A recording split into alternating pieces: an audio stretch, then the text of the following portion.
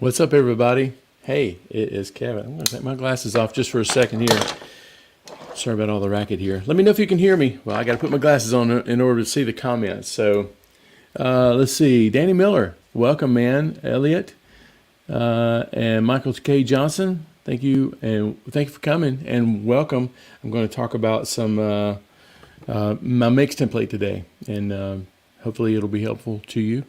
I've been doing a lot of mixing lately, and I'm realizing just how powerful having a solid go-to mix template that has everything in it already. I already find myself needing to tweak it, but my mix template, I've got it set up to where it automatically triggers kick and snare, and I can literally be ready to mix in like just a moment's notice here.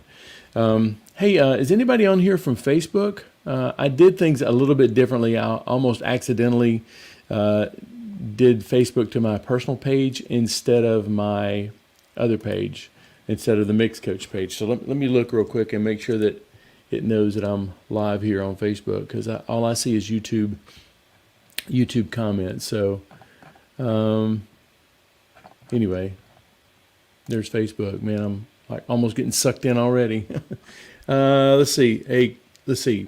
Well, we'll just go on. If you are coming in from Facebook, say hello. All I see is YouTube guys. So let's see. So I have been traveling a lot lately. Today it seems like I've got stable internet, although 2 weeks ago I was doing a call and I lost all my internet in my house completely. And as it turns out, after I got it fixed, that somebody just unplugged my fiber optic up by the street there, and I'm such a nerd that when the guy came to fix it, I asked him if I could go and see what all his fiber optic patch bay looked like. So yeah, I'm a nerd. Anyway, and then last, hey Aero Professor. I'm thinking you teach aeronautics. I don't know. I'm guessing by your name. So anyway, last week I was in Casper. The internet was a little bit rough to find good stable connections outside a Wi-Fi. But you know what? They had a power outage too. So it seems like I've been struggling with a little bit of connectivity here lately. But anyway, let's see. I am mixing and editing video this week. I may talk about that a little bit more, but anyway, okay. So there's 9 or 10 people here now. Hey Van, what's going on, man? So I guess let's go ahead and dive in. I'm going to show you this is my Pro Tools template. Now, most of this, like probably, I would say 80%. There's an 80-20 rule to just about everything. But I would say 80% of this is already set up, and what I'll do is I'll drag all of the audio files from my client who wants me to mix, and I will pull it down to the bottom, and then I will pull up one by one. I always do a save as, so I don't get caught, like having to go back and not having anywhere to go back to. You don't want to do that. But most of this is already set up for me, and I put it in, and then I do tweaks. Sometimes I'll have and I'll show you in a second. Sometimes I'll have 2 reverbs stacked on a reverb return, and I'll have 1 bypass, so I can go between those pretty easily. And then another thing I'll do too is I'll take this template, and if I'm mixing 10 songs, what I'll do is I'll take this template, tweak it to whoever I'm mixing it for. Like if they had steel and fiddle on every song, then what I'll do is I'll go ahead and get the steel and fiddle track ready 100% of the time. So so what I thought I would do is just go from the bottom up. I heard, I think Elliot, was it Elliot or somebody was talking about top-down mixing. It was Elliot. He said, hello, I was just talking about top-down mixing today. That's kind of a new terminology for me, but I do believe in somewhat of top-down mixing. I think that if all of your drums are dull, and they all need the same frequency boost, then it's better to boost it in one place than 8 or 10 or 12 different places. Like if every drum needs a little bump at 6K and to make it sound more lively and good to your ears, then why not just add it on the drum bus? Or added on the 2 mix. Now I believe I mix with 2 different master faders, and I'll show you that in just a second. Hopefully, can you guys see that okay? Let's see. Make sure I'm not missing some comments here.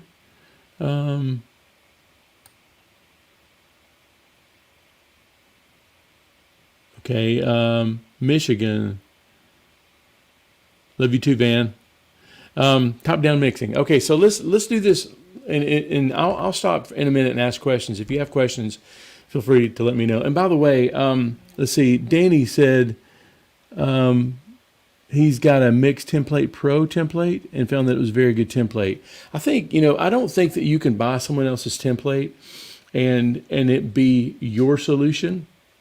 I think you have to do some due diligence and find out what works about their template and what's kind of clever and what's like, because I've seen people's mixing templates that are like, why are you doing it that way? That is like terribly hard, and you have to do the same thing over and over. Why don't you do it this way? But my template is not for everybody, and I realize that. But I thought that maybe you could find a couple of tips that you need, that they can maybe help you along. And I want to mention too that. If you wanted my mix template, the only way to get it is if you're a member, and so of mixcoachmember.com. So I decided to go ahead and open the doors until the end of the month, which is Thursday, is the last day of the month. So if you wanna check out Mix Coach Member, we mix a song a month, and as a matter of fact, tomorrow one of the things I'm doing is going live for my members and listening to some of their mixes. Now, they have all been commenting on each other's mixes, which I think is fantastic. And I think one of the new things I'm going to do is I'm going to start submitting some of my mixes to them and let them hear, because iron sharpens iron, right? And you want mix feedback from people that know how to mix. So anyway, if you wanted this template, I'm actually giving it away to members. So I'll leave that up just another second or so. So let's talk about mixes. Let's talk about my template right now, and hopefully you can find something in here that might help you. Studio One, Danny, you said you couldn't use it because you have Studio One, and I know I keep telling you I'm going to do this, and I am. There are so many DAWs out there, man. But one of the things that you could do, well, you couldn't open it. So maybe this will help you, Danny. This right here is what this purpose is. Let's see. Let me take that out. Elliot, I'll get to your question in just a second, okay? Very flattering, but yes, a little bit. Let's see. Let me take this banner down here. Okay. Let's start at the bottom. Since we're talking about top-down mixing, let's start at the bottom. Now, this is, I did a clinic last week at Casper College, and one of the things this open template, which I'm going to create a course on, one of the things that's very important, and if you've known me for any amount of time, you know how important I think this is. If only I could apply this in every area of my life. It's really important that when you're mixing and being creative, that you can find everything you need. For instance, I've never made this analogy, and it may be terrible, but let's just say we're surgeons instead of mixers. We go into the surgery room and we go, you know what we need right here? We need a scalpel. Hang on a second. Hold that closed until I go find my scalpel, and then you go find the scalpel, and then you, hang on, this is dirty. Let me go clean it up real quick, or a suture or whatever that is. They don't go about it that way. They go about it in such a way where everything they need is right in front of them, and all they have to do is hold their hand open and ask for it, and they get it. So they never have to interrupt this creativity that is operating on a human body. Now, I won't say that mixing is that important or that life critical. I have felt like it is sometimes, but it's not. But you can use those lessons to be ready. So, with that being said, I lay out my tracks the same way every time. I don't like to look for tracks. Went to a church the other day, a couple of weeks ago, when I was in Virginia, and the way they had their tracks laid out on their board made 0 sense at all. As a matter of fact, none of the channels were labeled either. So I had to go in and talk them into letting me label the channels, and then I found a custom page where I could put the channels in whatever order I wanted to. But you don't want to think about this stuff. If you've got feedback and you know which mic it's coming from, but you have to page through to pull it down, not good. So I lay out my tracks the same way every time. So let's start at the bottom. The bottom is always background vocals, and all of these are background vocals. Every one of these tracks. Can you see that? I don't know if you can. You know what? I'm showing you the wrong page. I'm showing you the wrong page. Hang on a second.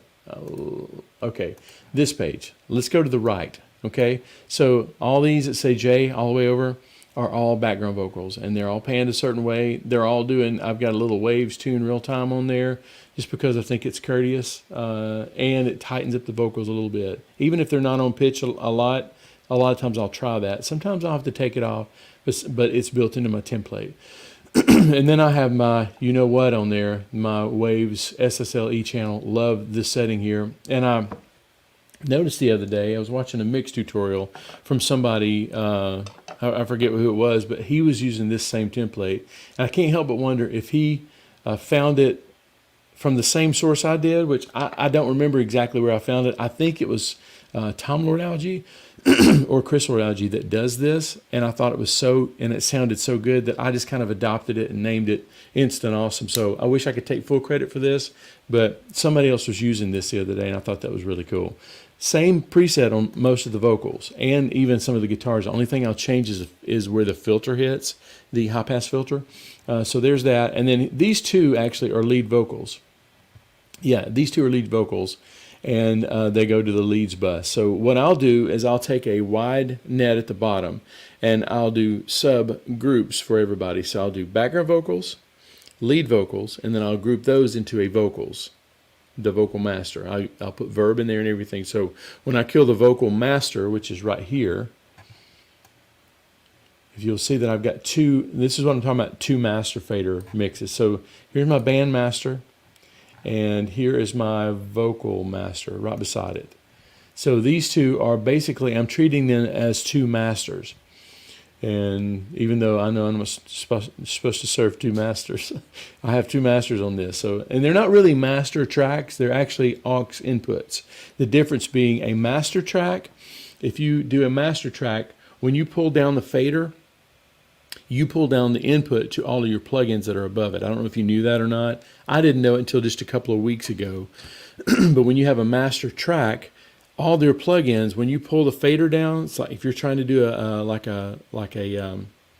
if you're trying to do like a band fade, and you love the way the band is hitting the compressor and it sounds just great, you love that grunge. When you pull the fader down on a master track, you are actually changing your input threshold to your fader. So therefore, mostly what I'll do is aux inputs, and aux inputs are just like audio inputs, except for it's not an audio channel, it's something else feeding that channel. And in this case, it's my Vox send and my band send. What makes up my Vox send are my background vocals, my lead vocals, and the reverbs that that have that affect that. And I like to keep everything separate, because when you start to do things like bouncing stems of a track out, it's nice when you can just say, I'm going to bounce the drums out, and all that's on that drum bus is everything that pertains to drums, including verb, but you can just bounce it. So do this thinking before you set up your template, or while you're doing your template, or if you're like me, change it a little bit after every mix and make it better. One of the things I'm going to add to this is a way that I can just open up tom gating. So just in case I get some, toms that don't sound great, and I want to be able to trigger the toms, and most of the time I would just put that across the tom bus or across the tom track. But if I wanted to, let's just say, suppress something that's getting in the toms that would maybe trigger the toms, that would be pretty handy. And I don't have to use it all the time. I can still automatically go back and put that across the tom track, but it's always nice to have that option, have all this stuff built in. Okay, so vocals. Over here from the right, you can see background vocals here. That's from here to here. And then here's the lead vocals here. These go to the background vocals or stacks bus that I have, and then these go to the lead bus. And then if you notice, I don't send any verbs from here. I send my verbs from my bus. Here's on my leads right here. I wish I could zoom in. You may know of a way I can zoom in on a Mac where you guys can see it. I have my vocal verb and my vocal delay here, and then I also on my background vocals I have the same thing. So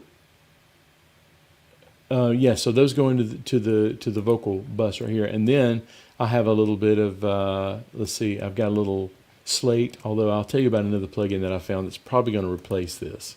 Neutron. I don't know exactly why I had Neutron on this one, but I did. I don't use it a lot. Ssl Channel there, and then Gym Dopamine, which is I think a $60 or $80 plugin that emulates the Dolby Type A noise reduction, which when you encode it, it adds more top end to it. And then people started finding that they liked the top end that it added, and they didn't decode it. So it just has this nice sheen top end to it that was designed to eliminate tape hiss. And now people are using it for a vocal effect. It's crazy, right? So on my vocal master, I have Gym Dopamine first, which adds some top into it. Ssl, which kind of clamps down and controls it. Neutron, I don't use that one a lot, so I wouldn't say that. And then this one, and so there's that. Now on the band bus, I do it a little bit differently. So I have vocals on my right, lead vocals, kind of like background vocals, lead vocals, with my lead vocals being the furthest left of the vocals, I guess you could say. And then I have keyboards, which in this case is Rhodes and piano. And then I have those going to the instrument bus, which should be named keys. And I think I have named it keys, but I haven't gone back and tweaked up my template yet. So I know I'm talking fast. Pop your questions in if you have any. I see there's about 6 comments right now. So that goes out to my instrument bus. And as a matter of fact, right now, this is how easy it is. I'm going to right-click it, and I'm going to rename it keys. You can't see this, but it just changed to keys. Oh, I can't change it to keys. So let's see, name it again. I'm going to name it something way different, like dash keys. And that way it's named keys. And now I can look up, and I can even see all the tracks that are going to the keys bus also. So the keys are going to the keys bus. Electric and acoustic are going to the guitar bus. Looks like there's an acoustic guitar going to the keys bus. Okay, I'm going to stop this whole broadcast because I've messed up on the routing thing. No, and it's not a big deal. It's just kind of a way to contain it. I'll probably just assign that wrong. Bass and kick go to a thing called kick and bass bus. And I learned this from one of my members, actually, Tony. He used a kick and bass bus, and I just sort of adopted it. I don't know how much longer I'll use it. I kind of like it for now, but the kick, all the kicks and the bass guitar go to the same thing. So if you need more control over that, you absolutely have it. And then that goes to the drum, that goes to the band bus. Okay, so after bass, we get into triggers or drums here, and all of my drums go to kick goes to kick and bass. Everything else goes to drum, with an exception of toms.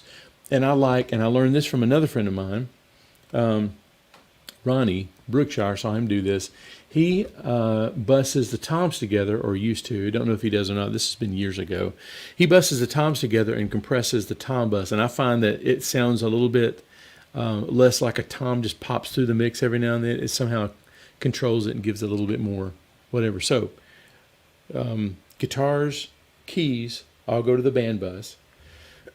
Bass and kick go to the kick and bass bus. And then toms go to a tom bus, but then the toms, kick and bass, and all the instruments go to a band bus, okay? And then that band bus and its verbs that go along with it end up here on the, let's see, the drums. Well, here's the buses here. If you start here, there's the drums.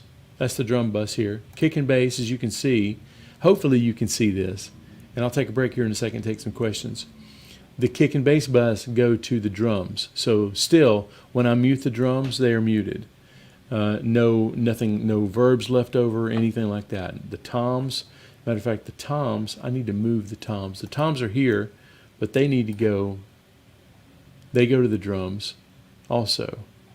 But when I mute the drums, they're all gone. Toms, kick, bass, all that stuff is all gone.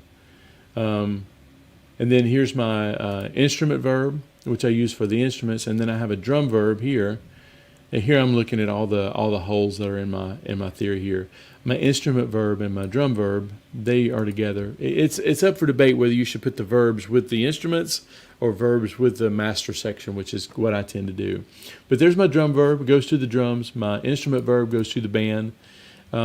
Percussion goes to the band. That's in my template. My smack track, which is I use my CL 76. And I think I was A-Bing it to the Bomb Factory 76. But my favorite is the DBX 160X, which I don't have up here, but it's a universal audio thing. It sounds really aggressive, and I love the way it sounds on the smack track. So if you don't know what a smack track is, it's basically parallel compression, and you add that to the drums, and it just gives it this urgency that sometimes if you're missing some urgency, add kick, snare, and toms to a compressor and add it back to the drums. Guarantee you'll notice it for sure. Okay, so here's vocal delay. Here's the lead vocals, vocal verb, and right now the band mix, and then the band master, vocal master. They both go to the mix. Now the mix is not necessarily, this mix right here is actually is not, well, let's see, that one is. So these are master faders, but as you can tell, there's nothing on there but a mastering limiter from Massey. And I think this may be about to change too, because I found a new plugin that I love. I haven't been this excited about getting a plugin to come in because it comes with a little piece of hardware, and maybe I'll tell you about that next week after I get my hands on it. But it's probably going to replace the 2007 on each one of these master fader tracks. And these are master faders, but I don't fade from here. So when I do this, it doesn't really affect anything because I don't fade this. I usually fade them here. I'll do two fades of a vocal fade and a band fade, and I'll do those at separate times. So anyway, and then from here, all these masters here, I will send those out to these prints. Now, one of the things I always do too, and let me change my view here. I'm going to change.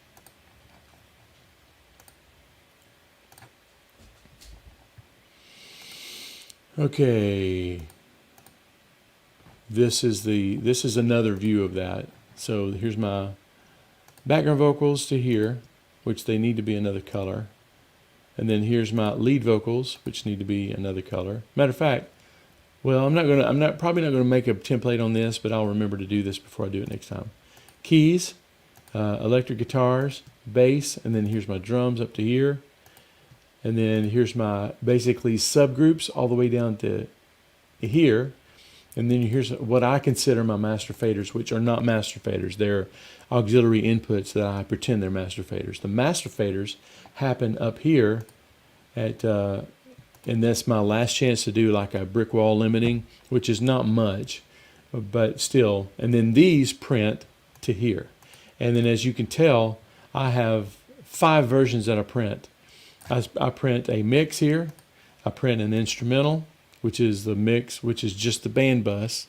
You see how this all comes together now. And then I do a TV, which is the band bus plus the background vocal bus. And then I do a split, which is the band bus on the left, pulled down 3.5 dB, and the background vocal bus on the right, not pulled 3.5 down dB, because as you can see, it's pretty light there. And then I'll do an acapella bus, which is just the vocal bus. So at any given time, I can recreate this mix by taking the instrumental mix and the acapella mix, put them together at 0, same mix. So if you come back a year later and you don't have the plugins that you had before, you can actually recreate that mix pretty quickly. Okay, that was let me take some water, and I'll take some questions too. Okay, on with the glasses. And let's read some comments to see.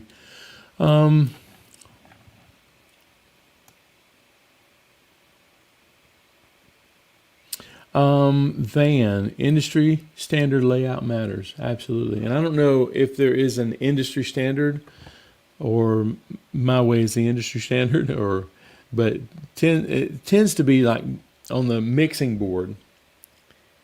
is a little opposite, I guess. If I'm doing a live mix, which I'm doing more live mixing lately, and I'll tell you about that, guys, as a little later too, maybe on a later broadcast. But I'm doing some live mixes for a television show, and I'm pretty much going with what they have there, and tends to be drums, guitars, keys, and vocals, which kind of is the same way. If you were to turn it this way and bypass all of my groups, it would be the same way. So, Elliot, so you missed Pro Tools.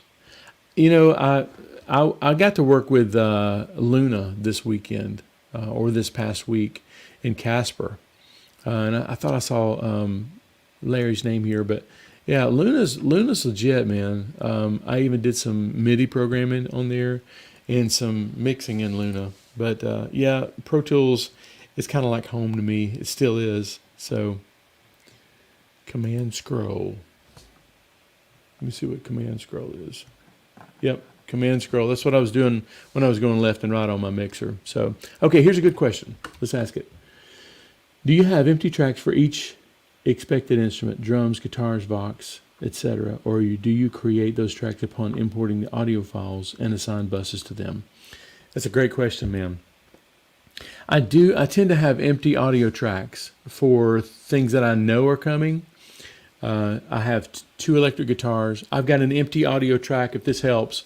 I've got, on my drum setup, I've got a mono room and a stereo room, and I can just import it into whichever one I have and then delete the other one because I've got the template set up already. And I can take that and tweak it up to whatever this batch of mixes is.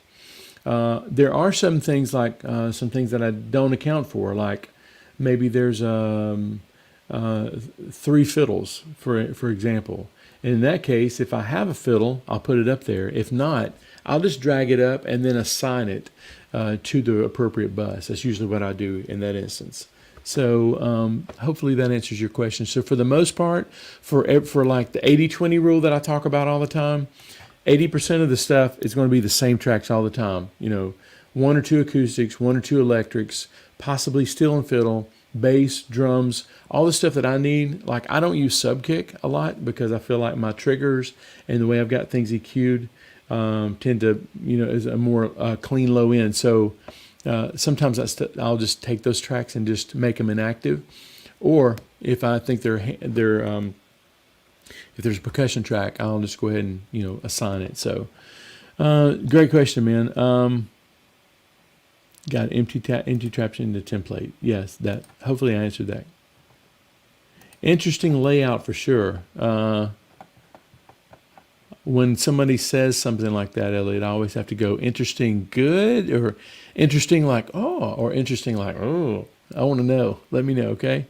I know what you were saying, Larry. Let's see. Somebody said Command Scroll. But Command Scroll, Carl, was it allows me to go left or right. But let's see, go to Mac Prefaces, Accessibility, and use keyboard shortcuts, and then Alt Command 8 full Alt Command.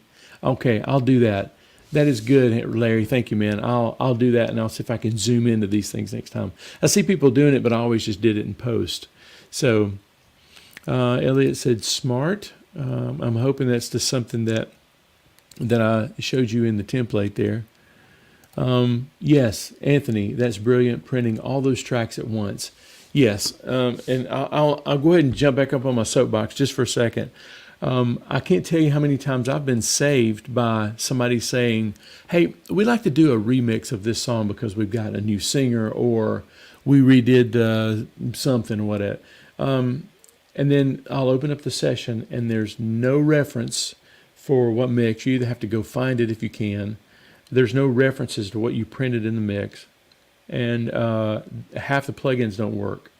So this has saved me a lot of times just by having a reference mix to go to. And sometimes I can even say, oh, well, all they're doing is vocals again. So, and it's one guy. So why can't I take the instrumental track, pop it up there, and then remix the vocals? Save you a lot of time. So yeah, printing all those tracks. Anyway, so Van, what is the is what I'm saying the kind of the industry standard? I see it most often. The drums on the left, vocals on the right, sort of thing.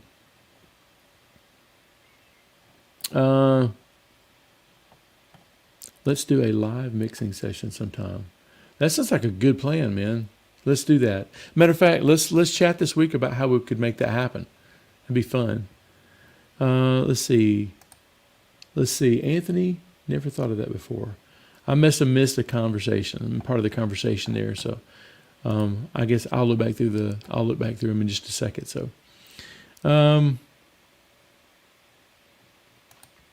So Carl says, years ago, the Recording Academy came out with a standardized way of doing things, but I'm not sure how many people use that anymore. I think most people create what works for them. I think you're right, but I also think that probably if I could look at that industry standard, it would probably be what most people did anyway, which, we tend to put drums on the left, vocals on the right. Or some people may put vocals in the middle. Let's see. Michael says, you mentioned CLA. Do you have a special vocal preset? About as special as my vocal preset gets is just that Instant Awesome thing. And then followed by probably the CLA 76 blue stripe if I want to really like rock and roll sort of thing. And I'll compress 4:1, fast attack, medium fast release, and then I will turn up the input until I get 6 dB of gain reduction, and then I'll make up for that.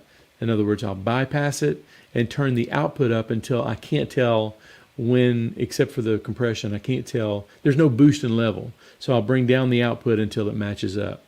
So that's really the only vocal template I have. And then, of course, I have the delay, the throw track, which I don't think you're seeing here because I think I disabled it, but I have a lead vocal throw track where it has a delay on it where I can just take one word, pop it up on that track, and it'll delay, just like I want it to, and I have more control over it that way. So hopefully that helps. So it's usually it's tuning, which will be Melodyne or Auto Tune or Waves real time, and then I'll have the the E Channel with my Instant Awesome preset, which if you don't have that, I think it's mixcoach.com/Instant Awesome, or maybe it's SSL. Maybe I should find that before I mention it.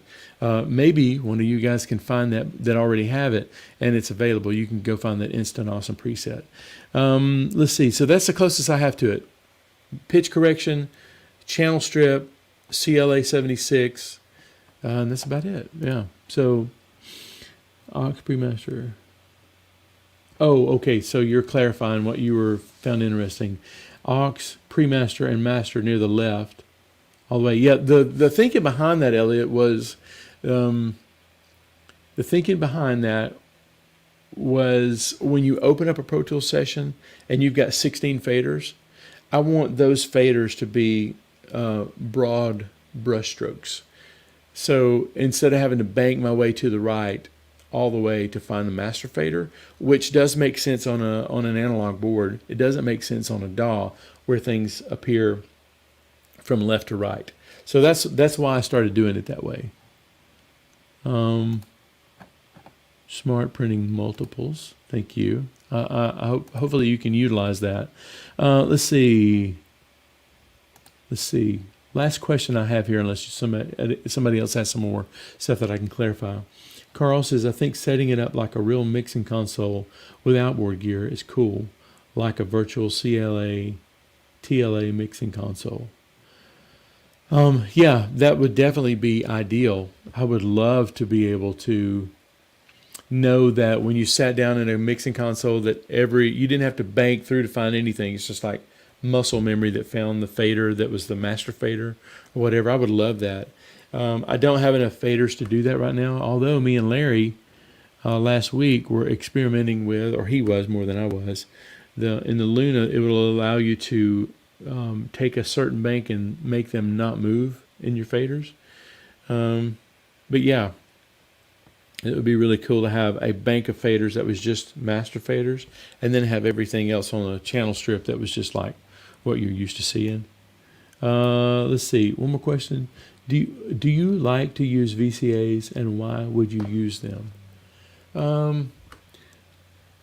I do like using VCAs, and I have used them before. I'm not currently using them now. I think the best use for a VCA, at least in my opinion, the downside of using a VCA is that when you control that, whereas I would take this fader and pull down all the drums at one time, or I could EQ the drums at one time. With a VCA fader, you don't have that control. When you pull the VCA fader down, you're not pulling the fader in which all those instruments are coming down. You're pulling down all the individual faders that are assigned to that VCA group. So you can't do any like broad stroke fixes to drums. Like if I wanted more aggressive sounding mixing on drums, I would have to either then send all of those drum channels through an aux bus, which I'm already doing, and then I can still pull and pull in the. I guess the way I would consider it in my workflow is just a way to turn down the send to that channel. Like if you didn't want to hit the compressor as hard, you could pull that VCA down, and it would pull all the channels down, so it wouldn't hit your bus. But I find that's a little bit redundant for my workflow, having all these extra faders around. I don't want to think about it too much. So yeah, that's why I would do that. But you said, do I like using VCAs? I do. I especially like a feature that I've seen a lot lately. Like I saw Harrison do it. It's called Spill, and also Luna did it, where you could hit Spill and you can see every fader that's assigned to that VCA bus. But you still can't change anything about those faders. All you can do is pull the volume down.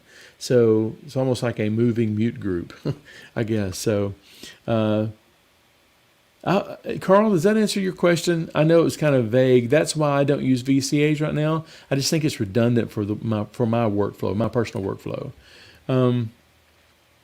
You put a link. That's the link for the Instant Awesome that I could find. Where's it at? I don't see it. Well, hopefully you guys can see that. But I do have this. If you use the Waves E channel, you can actually just import it into your presets and just open it, and it's called Instant Awesome. But also with this link that he's talking about, Anthony, was it SSL, mixcoach.com/SSL or Instant Awesome? Anyway, I'll put it in the comment section. You know what? Let me find that right now.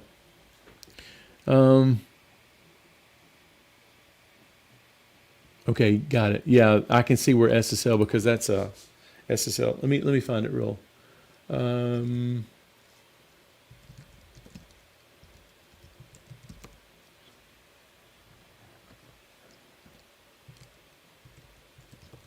Sorry for the silence there, folks. Okay, if you go to Instant-Awesome, you can download that preset, and in with that preset, matter of fact, let me just put it right here. HTTP mixcoach/instant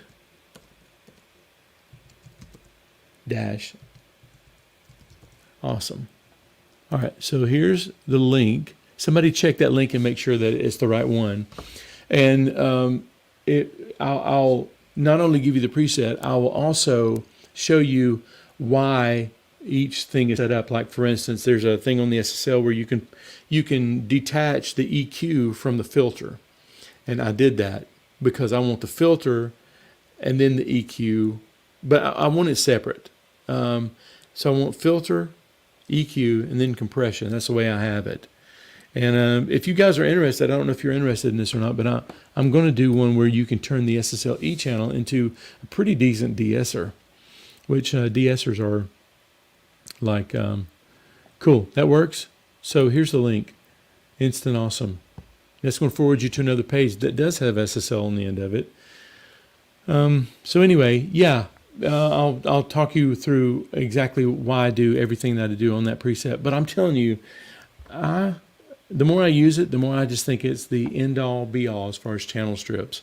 I love it. I love it. Now I have found a couple other good things. There's certain things I don't like the SSL on, I have mentioned that before. For instance, snare. If I just want more crack in a snare, I might run it through the SSL. But if I need to do any like surgery, like if I want to take a ring and take it out, I don't do that with the SSL. I do that with the R channel, the Waves R channel, Renaissance channel. If I want to add a fundamental like bark to the snare, like if I want to add like between 100 and 125 to give it this fat snare sound, I don't do that with the SSL. I would rather see it, and I do that on the Renaissance channel, which is also a fantastic channel. Okay, down to the last couple questions here. Danny said that works good. Okay, Carl says, I also set that up with the Plugin Alliance Ssl E Channel, and it works well. You know, I was at Larry's, and he had the SSL channel that came from Solid State Logic.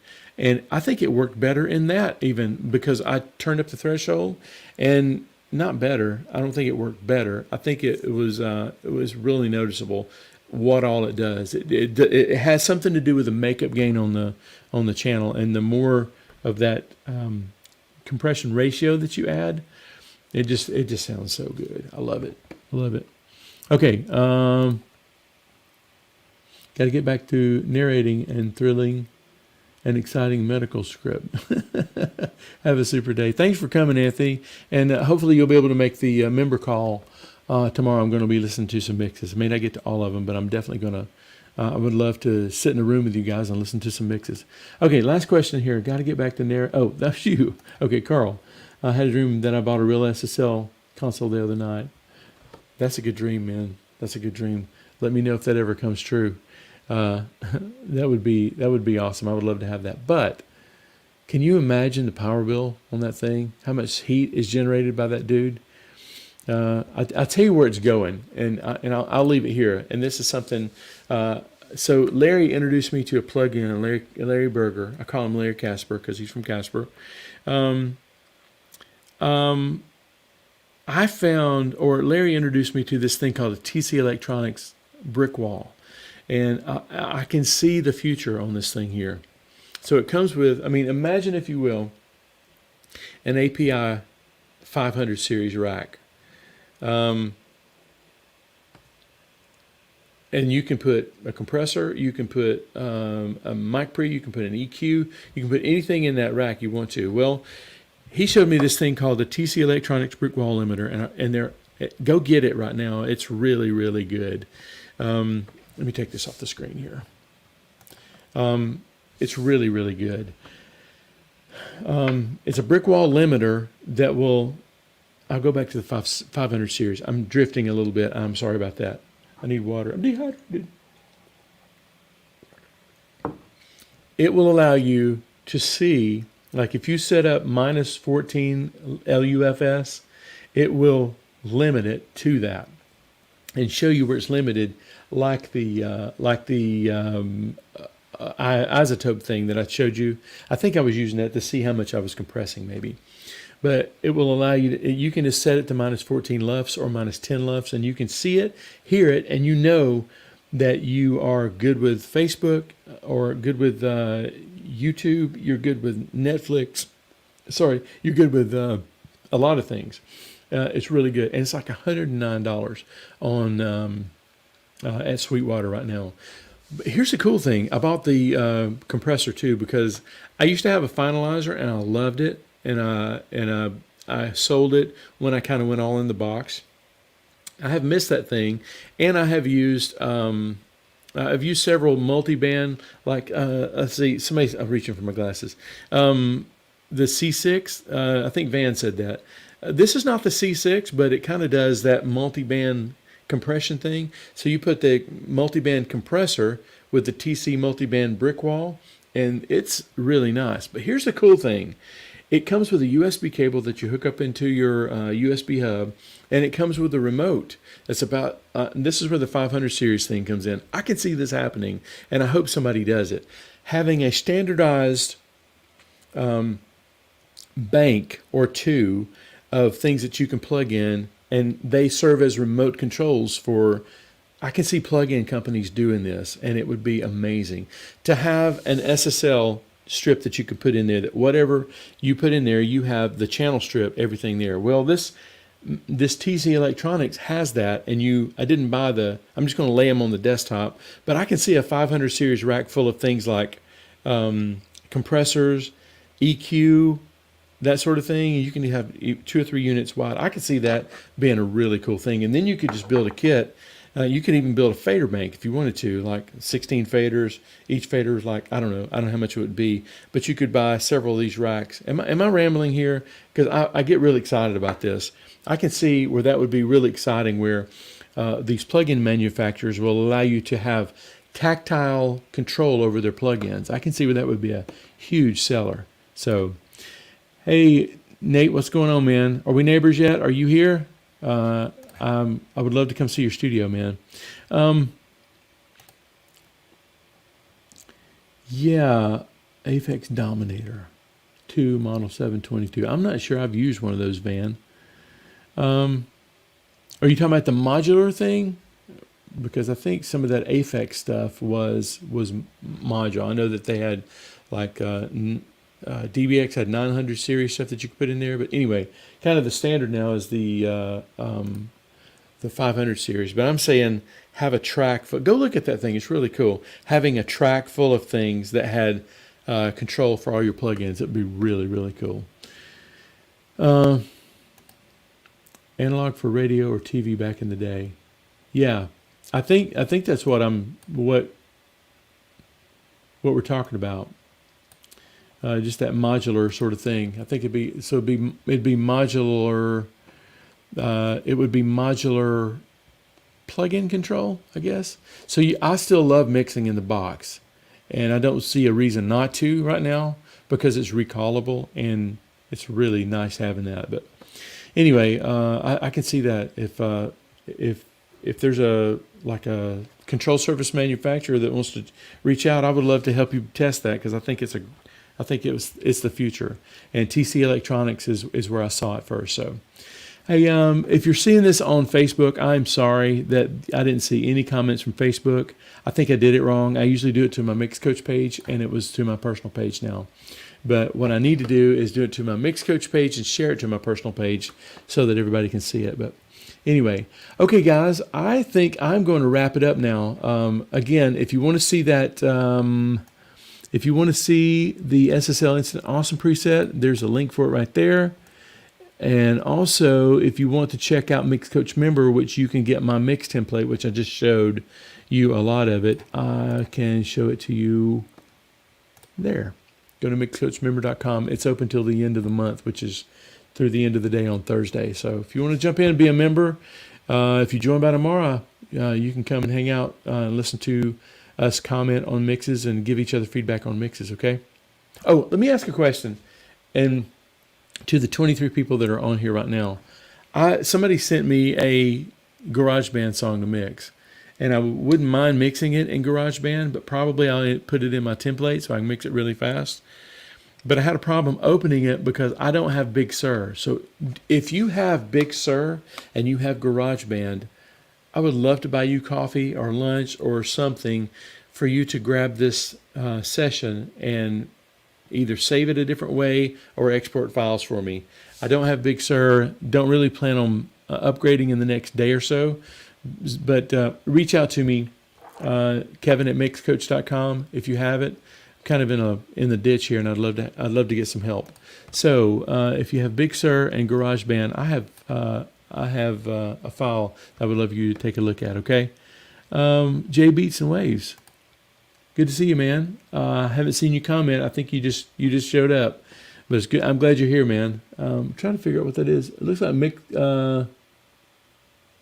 maybe that's Pro Tools in your profile picture. I don't know. Anyway, hey, guys, it's been fun hanging out with you guys. I love doing this, and if you want me to do this some more, the template thing, I'm still trying to find a good way to get audio to a YouTube stream that's reliable on a live format. So anyway, hey guys, I'm gonna let you go for now. I'll see you next Tuesday at 11 o'clock. All right. or unless you're a member, and then I'll see you tomorrow at 9 a.m. Central, okay? Talk to you guys soon.